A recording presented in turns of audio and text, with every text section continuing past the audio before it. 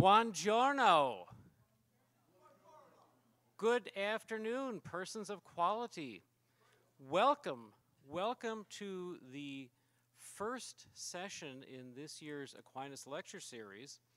Our speaker for the first session is Dr. John Pinheiro, Associate Professor of History here at Aquinas College and Director of the Catholic Studies Program. He is also the author of a book, Manifest Ambition, James K. Polk and Civil Military Relations During the Mexican War. And as you can see, the title of his talk today is A Religious History of the Mexican-American War. Please join me in welcoming Dr. Pinheiro.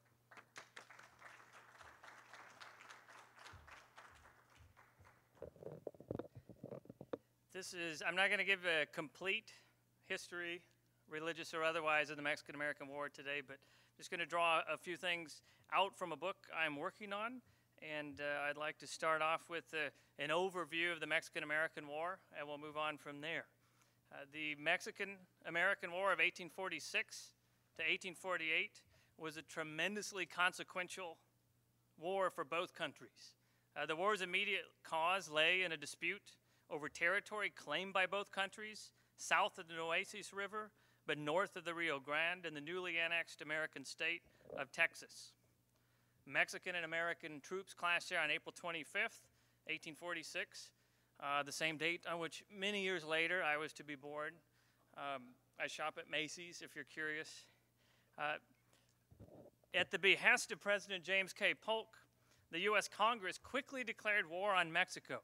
And for those of you under 80 years of age or who are not historians, once upon a time American presidents used to follow the Constitution when it came to making war. In the war, the U.S. Army invaded Mexico by land and sea. One army under General Stephen Watts Kearny marched westward, first taking New Mexico, then California, which already was largely under American control thanks to Commodore Robert Stockton and John C. Fremont. Meanwhile, General Zachary Taylor's army, already stationed in Texas, invaded from the north, drawing up a complete defensive line by September 1846.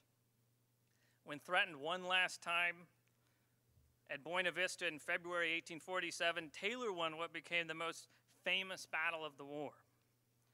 Just weeks after the Battle of Buena Vista, an army under General Winfield Scott came ashore at Veracruz.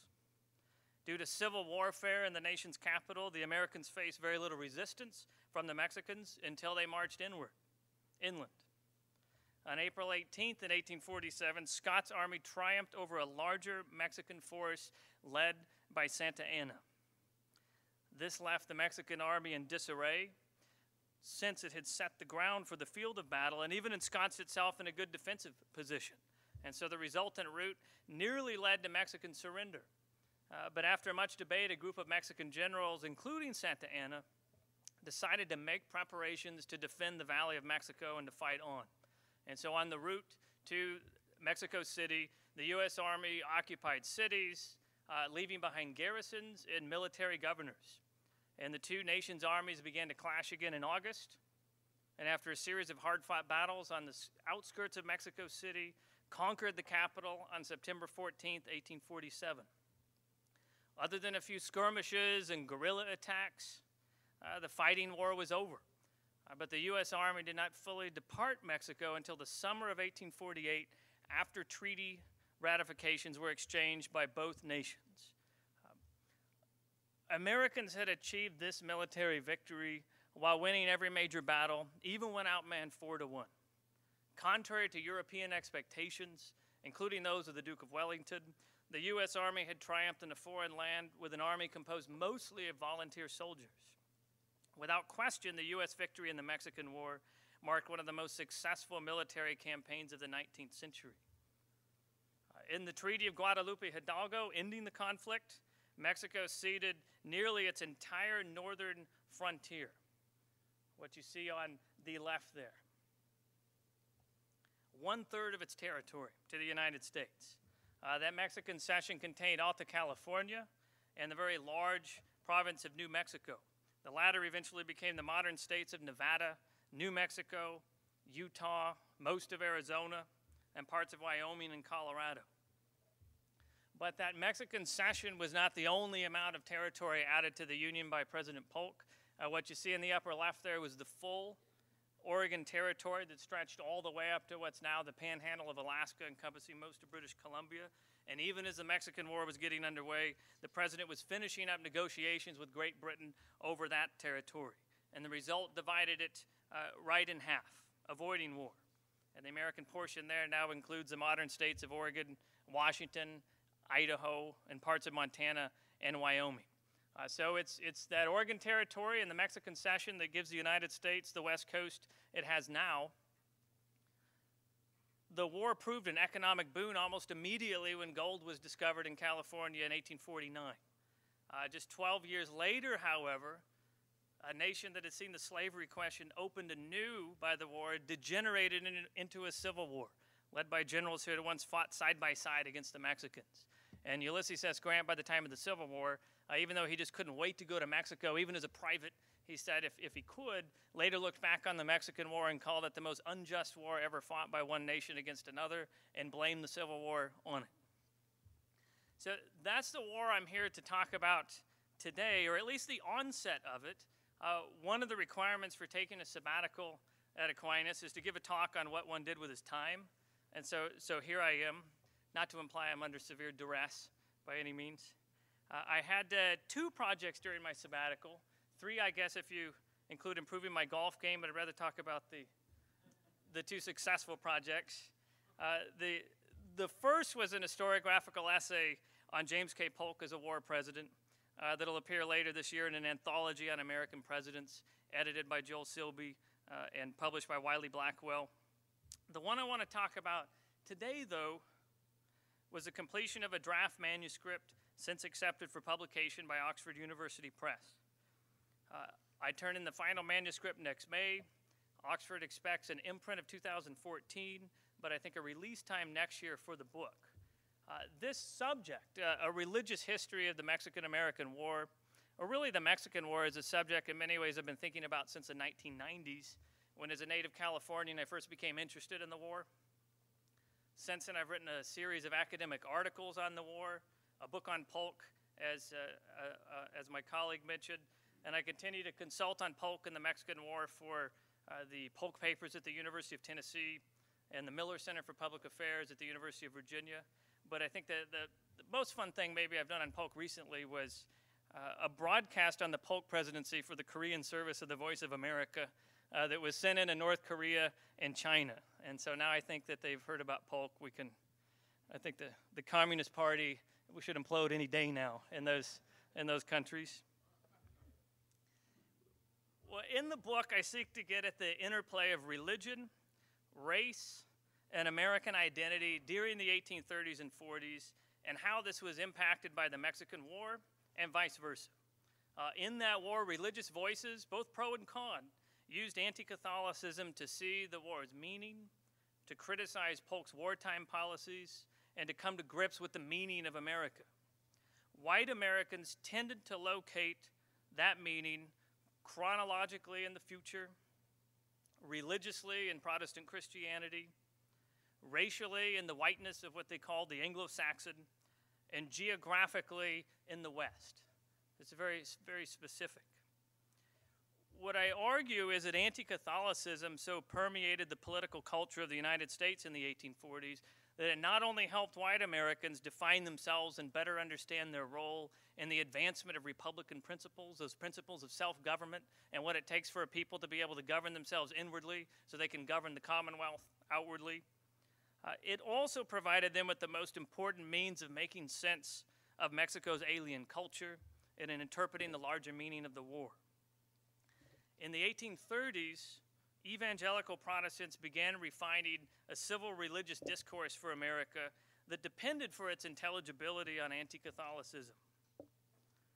At the same time, nativist political leaders started adopting Christian symbolism and using religious terminology, and they used this most directly in the early 1840s during their fight to ensure that the King James Bible would be read in the public schools of New York City and Philadelphia.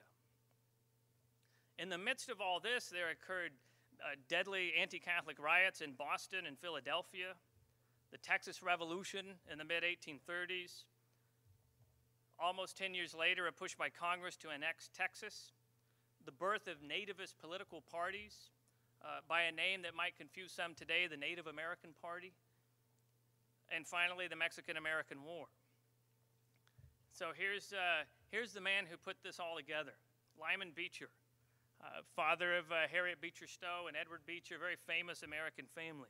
It was Lyman Beecher who fused traditional, theological, and Enlightenment anti-Catholicism with nativism and evangelical impulses. And in so doing, he appealed to common definitions of liberty and republicanism at a time when most Americans were still refining and negotiating the borders of their common identity. That fusion in the book I call the Beecherite synthesis, which is that's as good of a term as I could come up with, and its relationship to the war in the U.S., that's the story of the book, really. The Beecherite synthesis, how it's put together and how it goes to work in the war. This is where Americans got their vocabulary and categories of thought that bridged divides and built alliances among different groups like liberal Republicans, the ambivalently religious, very strongly anti-Catholic evangelicals, purveyors of the white supremacist ideology of Anglo-Saxonism, and nativists. And so what I found as I was looking through trying to research those questions, I couldn't fully research the anti-Catholic question, address the anti-Catholic question, without engaging the race question, and without engaging the political question. And that led to the question of American civil religion, whether we have one and what it is and how to define it. And this in turn told me that I couldn't address any of those without also determining what made anti-Mexicanism and anti-Catholicism, anti-Catholic nativism, different from similar sentiment about Chinese, about blacks, about women, and this is 1830s and 40s, about Mormons. So that story all figures prominently in the work too. The question Americans had by the 1840s was going to be, well, what if the Catholics who endangered American Republican institutions were neither native-born nor immigrants and didn't even live in the United States, but lived rather south of the American border in Mexico? That wasn't an entirely new question, but in 1844, with the proposed annexation of Texas, those questions turned pressing. And suddenly, Mexico became central to debates over the meaning of America for the first time since the Texas Revolution, which was back in 1836. And so with the annexation fight, Mexico provided the last crucial element in this mostly complete now American civil religious discourse. And this Beecherite synthesis, which I'll explain in just a moment, played the integral role there. So this is a process that allowed for a fuller definition of just what a true American was. And so when we look at the annexation debates in the U.S. Congress, what we see is a combination of racialist, religious, and expansionist sentiment. And by the time that whole acrimonious debate had ended, the Beecherite synthesis found a new name that you'd probably recognize a little bit better, Manifest Destiny. By the time war erupted between Mexico and the United States in 1846, Americans had grown pretty accustomed to this rhetoric. It had become inseparable from expansionist sentiment. And it was to prove flexible enough to support military conquest, the denigration of the enemy, and annexation. And what I found interesting is that proponents of the war used this rhetoric, but opponents of the war used it too. This tells me that this is the discourse that most held in common. But let me back up for a moment and trace the evolution more directly and revisit Lyman Beecher in his famous book here. Well, famous, raise your hand if you've heard of it. So famous to 3 people. 4. His relatively famous back in the 1830s, though you'll be familiar with perhaps the thesis of this book. By the late 1820s, anti-Catholicism had begun to coalesce into a cohesive, multi-layered movement, bringing together the work of elite, directed voluntary societies, religious voices both in print and in the pulpit, lurid novels about priests and nuns that Richard Hofstadter called the pornography of the Puritan. There's some purple prose for you. Professor Duncan, and popular unrest against Irish Catholic immigrants. That movement expanded relatively quickly. This rising anti-Catholicism was first just inwardly directed at the United States, even to the point of violence. And again, the story in the religious history of the Mexican War is how this went from being inwardly directed to outwardly directed, only to bounce back once more against foreign-born Catholics in America after the war in the 1850s with the famous Know Nothing Party, if you're familiar with the Know Nothings. In 1834, a series of sermons by Beecher in Boston provided the spark for the sacking and burning of an Ursuline convent and school there. And the next year, Beecher gathered and published his sermons under the title A Plea for the West. In the book, Beecher set the anti-Catholic standard. Maybe that's the best way to say it. He attempted this grand synthesis of deep-seated notions about American exceptionalism with nativist impulses and all these different strands of anti-Catholicism. The book became so nationally popular that it shaped the parameters and content of the American debate about immigration and Roman Catholicism well into the 20th century. And so with the plea for the West, Beecher turned the eyes of Americans concerned with the power of what they called the harlot of Rome, the whore of Babylon, the papal menace, the Antichrist. You get the picture? There's several other terms. Turn their eyes away from Europe then, away from Europe and towards the trans-Mississippi West, where those like Beecher and Samuel F.B. Morse, the famous inventor, were sure that any day the Pope was going to leave Rome and set up shop in the Mississippi River Valley. Beecher warned that the American mission to lead the world, and he was sure they had it, had been given to them by Providence, and it hinged, as he called it, on the, quote, religious and political destiny of the West. And the main barrier to that mission were the hordes of Catholic immigrants coming to America. And guided by foreign priests, the ignorant rabble was going to throw down our free institutions, Beecher warned. And to make matters worse, Protestant parents passively assented to this future by placing their children in Jesuit schools where they sat side by side with immigrants. Those Jesuits, Beecher claimed, had been trained in Europe specifically to undermine the American Republic. Now they sought to extend Catholic schools and churches into the West, laying the groundwork for the invasion. Beecher called then on all true Americans to end their complacency, and he said, here we have two goals. One is to, through legislation, stop the influx of Catholic immigrants. And number two, we need to establish our own schools, Protestant schools and churches in the West.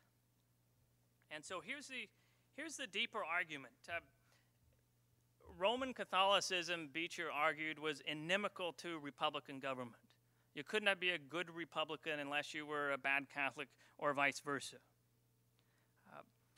If Roman Catholicism was indeed inimical to Republican government and the foundation of Republicanism lay in Protestant Christianity and its hermeneutics, as Beecher claimed it did, then Americans had a duty to oppose the former and strengthen the latter in order to keep their country free.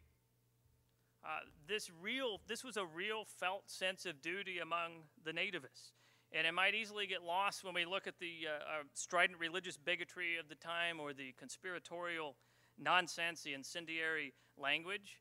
But to oppose the one particular religion that promised to squelch all the others and weaken Americans' hard-won religious liberties and civil liberties seemed perfectly consistent with the American principle of religious freedom and not at all hypocritical to a growing number of Americans in the 1830s. That is, limiting the freedom of Catholics, especially the recently arrived ones with no experience of democratic government, actually ensured religious freedom. And by ensuring that, then it ensured civil liberties as well.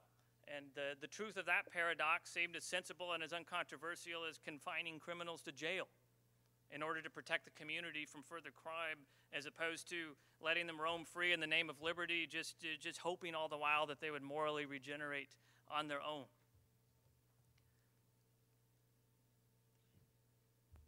What the Texas annexation debates did, and then the war, is take that anti-Catholic, anti-Mexican rhetoric out of this evangelical nativist subculture and lodge it in the mainstream of American political discourse.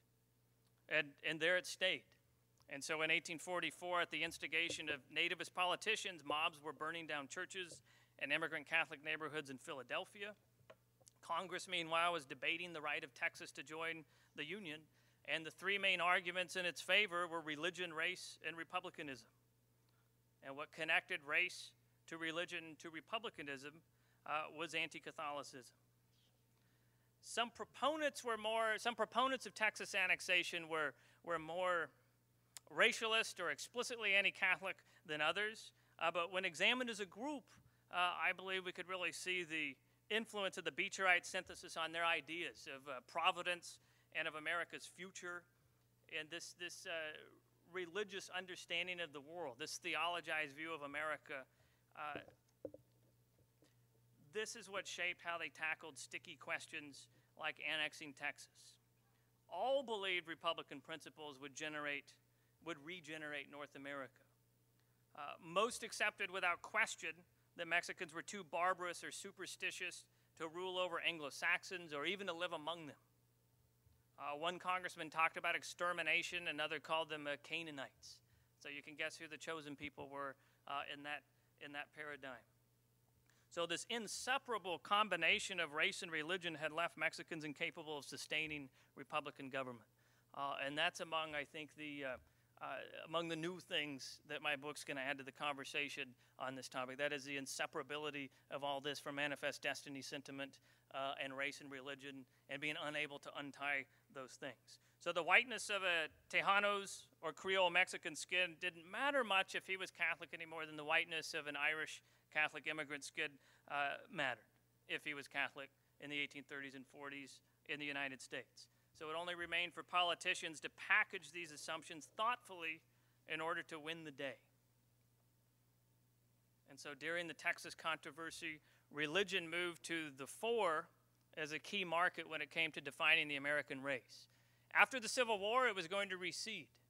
There's a great book by my friend Ed Bloom, who teaches at the University of San Diego, UC San Diego, called Reforging the White Republic, and it's about what happens to this racial, ethnic, and religious identity among white Americans after the Civil War, as the Irish Catholics are going to be brought into this paradigm and others and defined over and against black Americans. That's a later story. So rarely did race in the mid-19th century stand alone. This was a really malleable term, used to refer to everything from ethnicity and religion to language, to skin color, to nation. They talked about a Catholic race as much as they talked about a Protestant race. This is the concept of race at the time. So racialist comparisons during the debates over Texas were expressed primarily as Anglo-Saxon Protestant exceptionalism.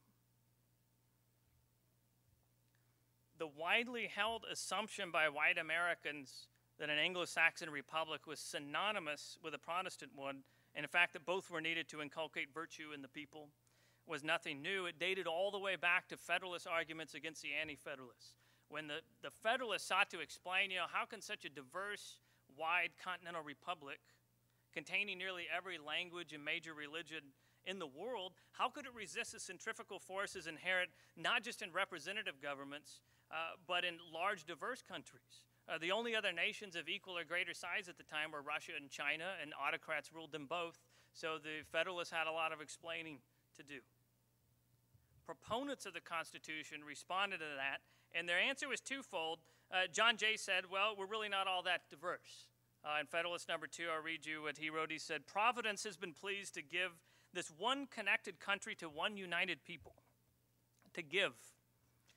A people descended from the same ancestors, speaking the same language, professing the same religion, attached to the same principles of government, very similar in their manners and customs. So in other words, we're not all that different. By the same religion, Jay without a doubt meant Protestant Christianity, which is why in the 1780s and 1790s he sought to bar Catholics from voting in public office in New York. In fact, thanks in good measure to Jay, until 1806, a special oath of allegiance was required of foreign-born Catholics in New York who wished to hold public office. The the cultural homogeneity identified by Jay could, if writ large, the thinking was potentially outweigh any local differences or sectional differences, regional differences. The problem was that Great Britain, by contrast, was a pretty small island, and that didn't keep things from breaking apart into a civil war there and political crises. So it wasn't really an illegitimate question to ask whether similar civil disturbances might happen on a continental scale. I mean, even in 1787, the borders of the American Republic stretch over a distance as vast as that between Constantinople and London. So that's a lot of real estate. That makes disunion a pretty easy, bloodless solution when you have intractable sectional disputes. Even if Jay was correct that the United States was composed of mainly ethnic English Protestants, could it hold together then? And so it was James Madison who came to the rescue in Federalist Number 10 when he said, wrongly, as it turns out, faction would balance faction. Right, a Republican remedy for the diseases of Republican government. You have so many factions, they would all happily balance each other out. And so the U.S. would buck the historical trend and contemporary experience and even common sense in that republics are very short-lived. The question of what one might do about a large faction like that of Roman Catholics, whose faith was inimical to republicanism, just didn't arise in the 1780s and 90s because there weren't that many Catholics. Only in the wake of the Second Great Awakening in the 1830s and further immigration did Catholics become anything more than sort of a theoretical threat, more than just the bad guy in school grammars and that sort of thing. In 1800, there were about 30,000 Catholics living in the United States out of a population of 5.5 million. That's 1.7% of the total. Professor McDaniel will check me on that, I'm sure, if I'm mistaken. By 1840, there were 600,000 out of 17 million. Now it's up to 3.5%, which doesn't sound like much, but it's significantly more than it was. By this time, there were a dozen Catholic seminaries and colleges. The number of monasteries and convents was approaching 40. You add to that schools and hospitals, like the Ursuline Convent that had been built in Massachusetts, and the brick and mortar signs, at least, of Catholic growth were unmistakable. The newer state of Ohio had 0 Catholics in 1810. It had 22 parishes by 1830, each with its own priest. That's more priests per parish in the Grand Rapids Diocese. With greater numbers came the possibility of greater influence, and so American Protestants had these questions.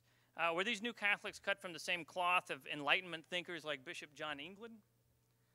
Had they only behaved in the past because they were such a small number, so they kind of had to? Should the fresh off the boat Catholics be counted among Madison's factional balancing act? Could one believe in and make use of Republican principles in such a way as not to be anti-Catholic? In other words, could Jay's list of commonalities be broadened enough to include Catholics? Jay obviously hadn't thought this was the case, but Americans are questioning this by 1830s, 1840s. Most white Americans could identify with this providential Anglo-Saxonist rhetoric. And because nativist demagoguery was so flexible, as I said earlier, proponents, opponents of Texas annexation used it in every region of the country. I mean, I've looked at the Northerners, the Southerners, the Easterners, the Westerners, the Northeast, the Whig Party, the Democratic Party at the time. The Native American Party is kind of an outlier. So in the book, I don't dwell too much on their rhetoric. I'm more interested in how Whigs and Democrats might have used this rhetoric. There was just no better discourse to draw on than this. So in that sense, I would say maybe Jay wasn't too far off the mark about an American cultural consensus. Some politicians saw Texas as annexable because it was sufficiently Anglo-Saxon. An equal number said it's not annexable, we shouldn't annex it, in other words, because it's too Mexican, or it's too African. Slavery had already been outlawed in Mexico, and this was problematic, but not in Texas. In either case, it just wasn't wide enough, and its inhabitants couldn't claim anything on John Jay's list of Americans' crucial commonalities. So we've got them by the time of the war, this counterexample to America's greatness as an Anglo-Saxon Protestant power, and it's gained new force thanks to the debate over Texas annexation, but its immediate origins lay in, not in this book, but in travel diaries and travel accounts, which are very popular. People who had been to Mexico and described it, and in almost a scientific or anthropological way, had written books and diaries and travel accounts, and these included the ministers to Mexico, special legations, consuls, government officials, in other words, and they made abundant use of contemporary anti-Catholic themes in their description of Mexico, so that by the time the war came, what do the soldiers, who were volunteer soldiers largely, what do they know about the country they're fixing to invade? Oh, I said fixing in public, that's nice. What do they know about the place they're fixing to invade? Well, what they know is what they've read. What else do they know? Some of them had never been out of the holler, had never been more than 30 miles from home. They'd never seen a building maybe built of brick and mortar. They certainly never seen anything like the cathedral at Puebla, because they all write about it in Puebla, Mexico.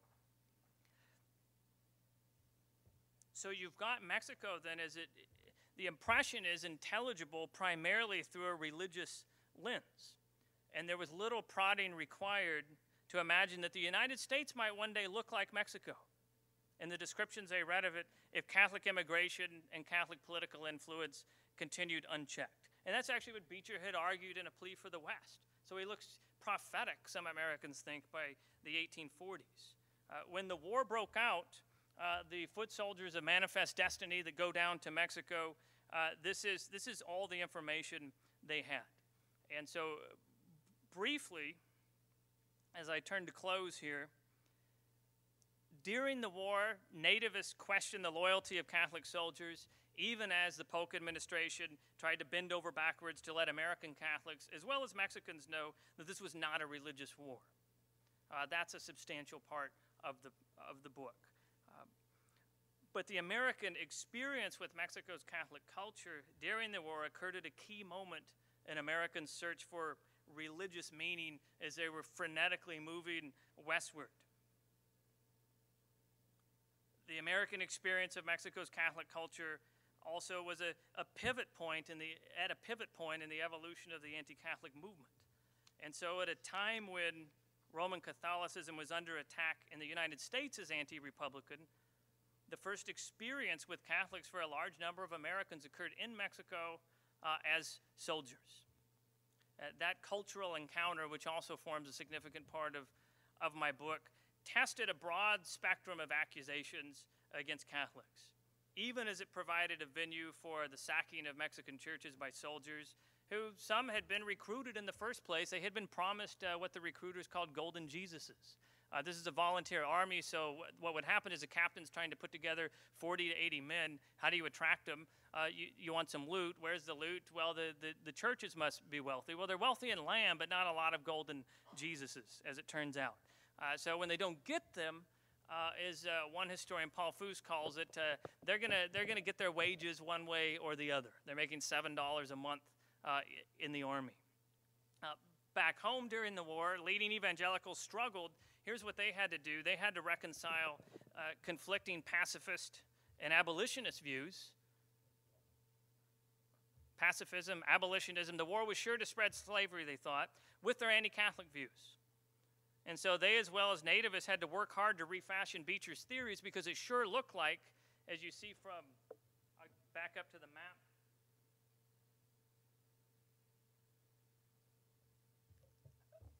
many in the Democratic Party and in Polk's cabinet, the majority of them wanted Polk to just take all of Mexico. Well, that's a problem for Beecher and those like him, isn't it? Many Americans, or I should say, to back up, so they're refashioning Beecher's theories to take account that the United States might someday annex huge numbers of Romanists as part of his manifest destiny. So what if Providence wants this? You know, what if this whole country is a gift? Now what do? You annex it in the name of converting them, perhaps? It's one argument that's going to be made. The intellectual project here during the war left the Beecherite synthesis deeply embedded in exceptionalist political and economic arguments in favor of American empire.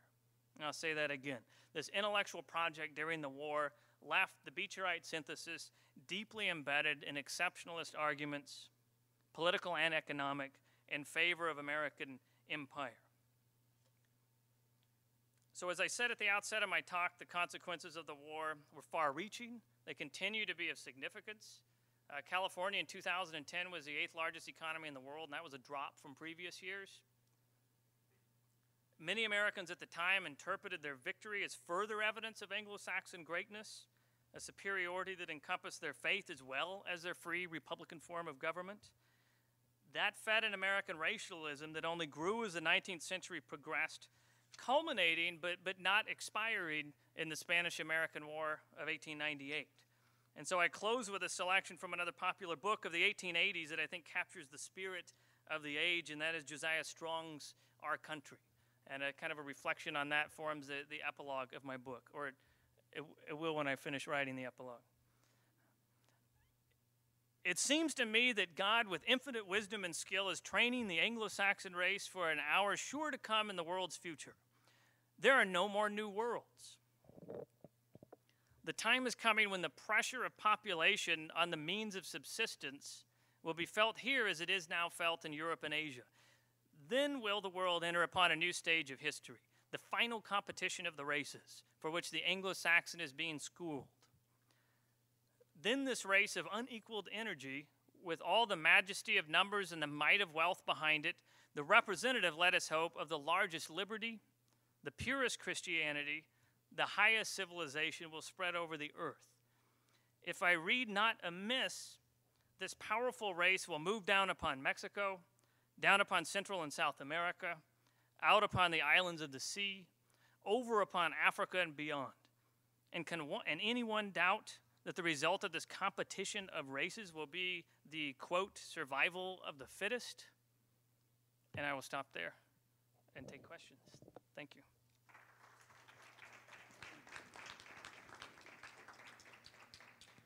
For Q&A, we'll only be taking questions through the microphone, so please raise your hand and I'll bring it to you. Thank you, John. That was well-researched and showed a tremendous amount of work and synthesis. This is just a point of interest for folks in the audience. New York Times this morning runs an op-ed making a parallel between the anti-Catholic 19th century movement that John's been talking about with current manifestations of anti-Muslim sentiment in the United States. And I kept hearing echoes of contemporary events in what you were saying. So thank you. Thanks, Gary.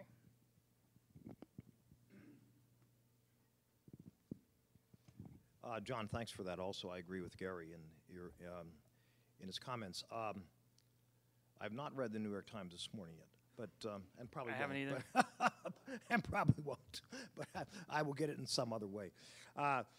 It's interesting. This thesis of yours, the connection between the Mexican-American War and nativism. As someone who studied history as an undergrad, never heard of that. I heard certainly McKinley praying before the Spanish-American War that that we need to Christianize the Philippines. Yes. I mean, but I've never heard this. I've never heard this really expressed anywhere. Certainly the nativist movement, et cetera. But the connection, is that relatively new to you, or what? Yeah, I mean this is yes. your original. It's generally an original thesis. Yes. Yeah. Yeah. So back in the 1930s, Ray Allen Billington, a historian, wrote a book called The Protestant Crusade, and he's got 4 sentences in there that kind of mentions the obvious, that during a high tide of anti-Catholicism, there's probably some of that in the war, and he doesn't cite any sources, and there was a dissertation or two written, but really that was it. So it always seemed just a natural question to me, although I did have help, and I knew I wanted to work on the Mexican War, and this originally started as a dissertation back in the late 90s, and it was my dissertation advisor, Paul Bergeron, and James McPherson, the Civil War historian, who said, you ought to look at the Mexican War, sure, but here's a topic that maybe could use more mining. And when you look at a recent history in the Oxford History of the United States, what hath God wrought, you'll see that there's nothing really to cite in there on anti-Catholicism and the war, except an article I wrote in 2003. I mean, so there's not much there, and I think that's a new thing. This adds to the understanding of this time period. But it's not just a matter of nativism. I think for me as an historian, the more important part is looking at the religious underpinnings of Manifest Destiny as something more than just bland providential rhetoric. Okay. There's more to it than that. Thank you. Great stuff, John. I really appreciate the economic discussion that you've included. I think that some of the literature on imperialism and neo-imperialism might include that, because it is more than just economic. And that idea of cultural imperialism was very real. So very good work. I appreciate your language on the flexible nativist demagoguery. That's good language, and I think what Gary said and what's coming out recently across the world in this clash of cultures is going to be very real. Yeah, so it's not that it might not be possible that a religion would be anti-republican to its core, but the similarities are unmistakable, certainly. So a few quick questions, perhaps. One, with the streams of Protestantism that are flooding into this, is it more sort of an old school New England Calvinism, or is it more sort of revivalistic piety that's growing on the border? One question. Another question, in some of their arguments against the sort of maybe the lack of suitability of the Latin Americans for democracy, or do they often draw on sort of actual arguments for how things are going in some of the newly independent countries, which are obviously are not going really well at that point in time? And then finally, what would Beecher say if he were in California today? What would Beecher do? What would Beecher do? Would he be very happy with the current situation? Anyway, you can take any of those you like. Okay. The first is, I'm very careful in the introduction to the book, not only to define anti-Catholicism, which is a complexity, but for American anti-Catholicism, it includes specifically and really grows out of the Protestant revivals. So the New School, the Finney School, that aspect in the 1830s and 40s. So it is primarily. It's fair to say that not all evangelicals were anti-Catholic, but almost all the anti-Catholics were evangelicals at the time. That would be that would be accurate. But the definition of anti-Catholicism I use is a very American definition, and I argue that it has to contain this conspiracy theory about the West and about papal and Austrian designs on the American West to be American anti-Catholicism, to draw a distinction between it and English anti-Catholicism, because merely to disagree ecclesiologically or in some other way, they're Protestants, right? And so if we're not going to define them all as anti-Catholic merely because they're Protestants, then we have to have a pretty narrow definition. I use a pretty narrow definition. The lack of suitability, they did use contemporary examples. They used De las Casas. They used John Fox's Book of Martyrs. They used the whole black legend, real or imagined, about Spain. And so what's interesting in the arguments about Mexicans, however, is that sometimes when the soldiers are looking around and they see, well, economically this place is in a shambles and it's had 14 presidents, 12 presidents in 14 years, none of whom have been replaced by election, but all coups. So there's this massive civil instability. And somebody like the perennial Santa Anna, who keeps coming back for more as a member of a different political party every time.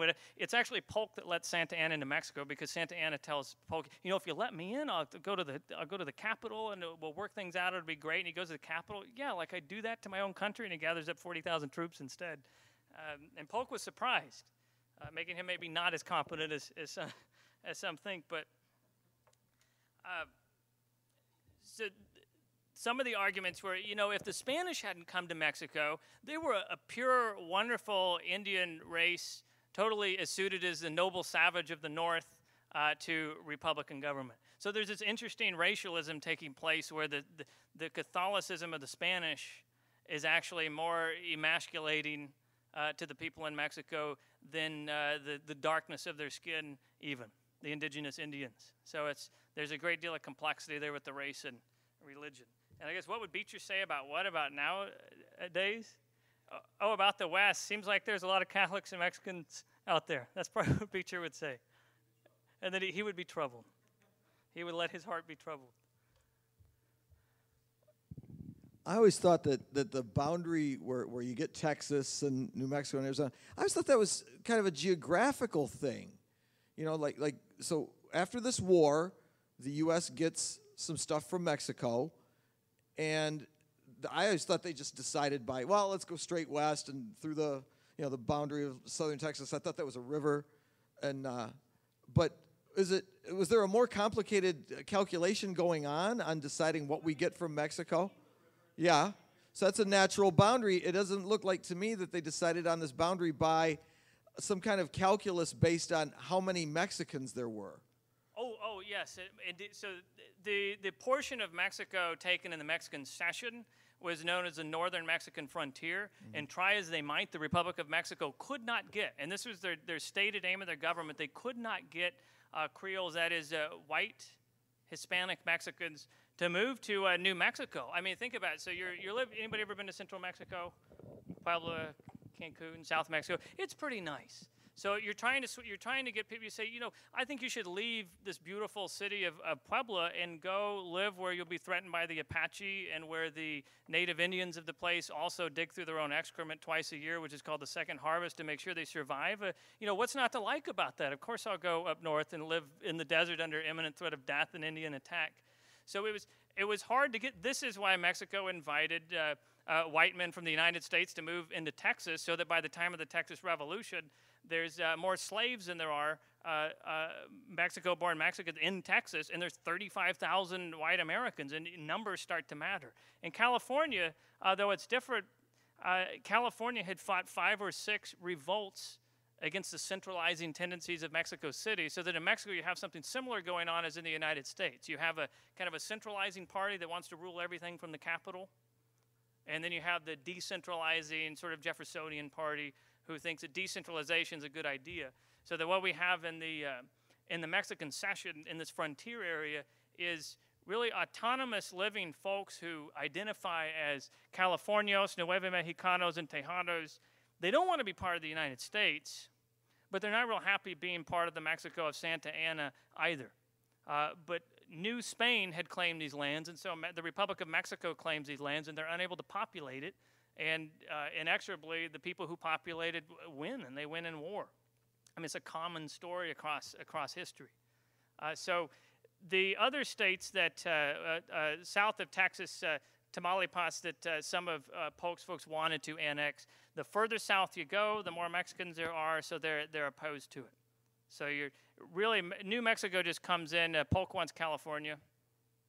Texas is already annexed before Polk even takes office. So that's not part of the Mexican War bounty, although the border situation and solving that is. And really, there is a revolt in New Mexico during the war. It's a revolt led by the Indians. The Mexican governor picked up and left without firing a shot.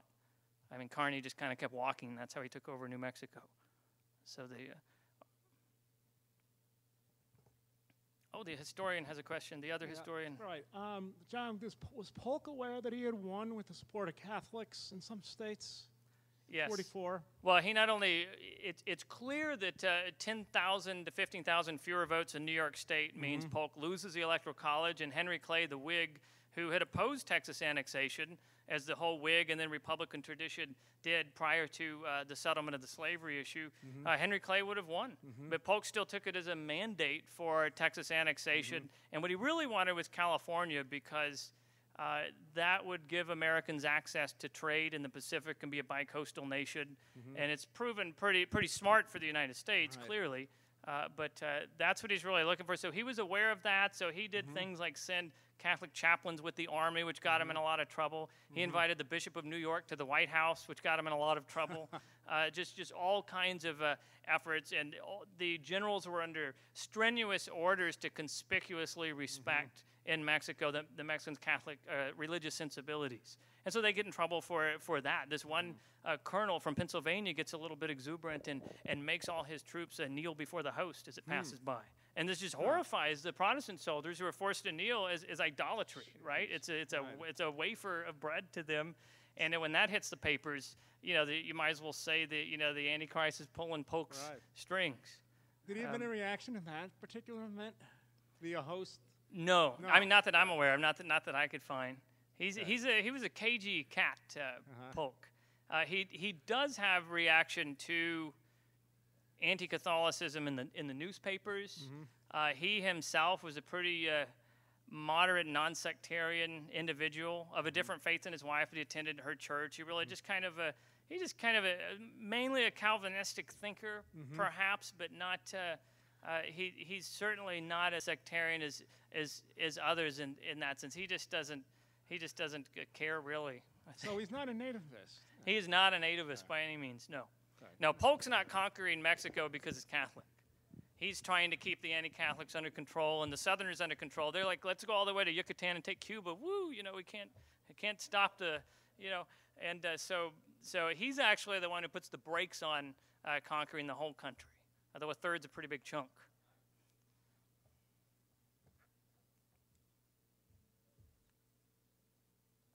That looks like it's it, Mark. Okay, thank you for coming.